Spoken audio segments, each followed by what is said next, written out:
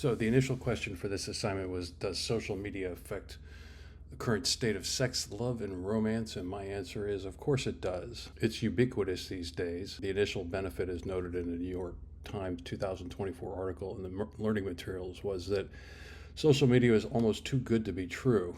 Now, however, it seems to me, and it seems backed up by the readings, that social media is mostly driven by the desire to generate income and keep people hooked into the platform that's being used. While the LA Times article notes that social media and dating apps have expanded opportunities for romantic and sexual exploration, this is offset by the idea of platform decay, which is a term that I hadn't heard of before, which makes a lot of sense.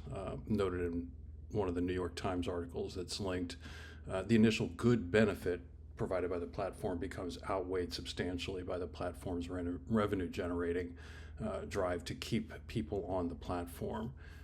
It's more worried about driving profits than it is about individual users' needs. Still, though, some of the statistics from the article is that nearly half of adults, and this was back in 2022, I suspect it's more, between ages 18 and 29 have used a dating app.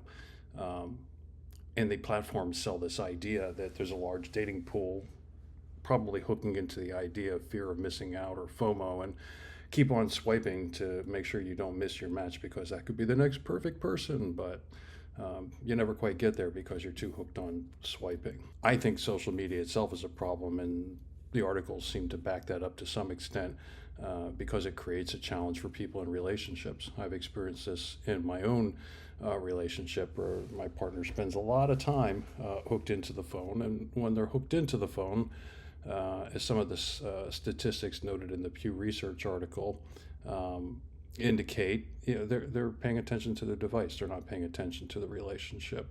23% report feeling jealous about their relationship and how their partner interacts with others on social media.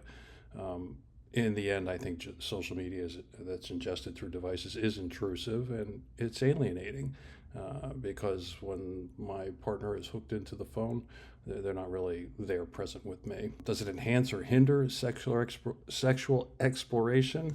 One of the other articles indicates that people are getting tired of it. Newer generations, and I've got a young son who's in Gen Z, although he didn't meet his girlfriend through a dating app, but still, the indication is they're getting tired of it. They're getting tired of the gamified platforms, that it's turned into more like a